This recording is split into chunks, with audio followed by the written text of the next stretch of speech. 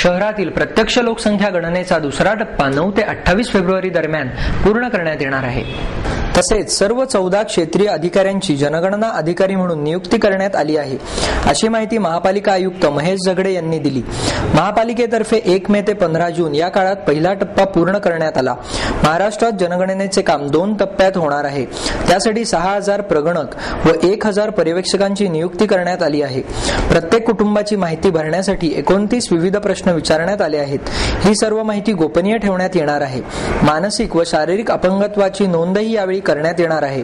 शेवटच्या दिवशी 28 फेब्रुवारीला रात्री 12 पर्यंत रस्ते, पदपथ, बसस्थानक व पुलाखाली राहणाऱ्या बेघरांचीही गणना करण्यात येणार आहे। शिवाय 1 ते 5 मार्च या काळात जनगणनेची फेरतपासणी केली जाणार आहे। देशभरही जनगणना सुरू असून राष्ट्रीय कर्तव्य म्हणून नागरिकांनी जनगणनेसाठी प्रतिसाद द्यावा, असे आवाहन महेश जगडे यांनी पत्रकार परिषदेत केले। यावेळी जनगणना प्रमुख डॉक्टर प्रवीण आष्टीकर उपस्थित होते। जनगणनेसाठी तयार करण्यात आलेल्या प्रश्नावलीत 29 कॉलम आहेत। त्यामध्ये अनुसूचित जाती व जमातींचा उल्लेख आहे। माजी उपमुख्यमंत्री छगन भुजबळ यांनी ओबीसी जनगणनेची मागणी केली होती। त्या पार्श्वभूमीवर ओबीसी जनगणनेचा वेगळा कॉलम नसल्याच्या प्रकाराला वेगळे महत्त्व देण्यात येत आहे।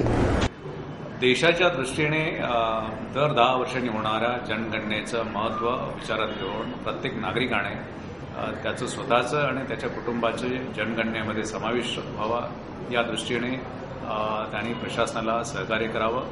जनगणनेचा दुसरा आणि अंतिम टप्पा हा 9 फेब्रुवारीपासून सुरू होऊन तो 28 फेब्रुवारीपर्यंत चालणार आहे। या दरम्यान आमचे जे स्टाफ असेल तो प्रत्येक कुटुंबाकडे येईल। त्या दिवशी त्या प्रत्येकाने त्यामध्ये त्यांना सहकार्य करून योग्य ती सर्व माहिती निसंकोचपणे कुठलीही त्यामध्ये आडपडदा न ठेवता ती द्यावी।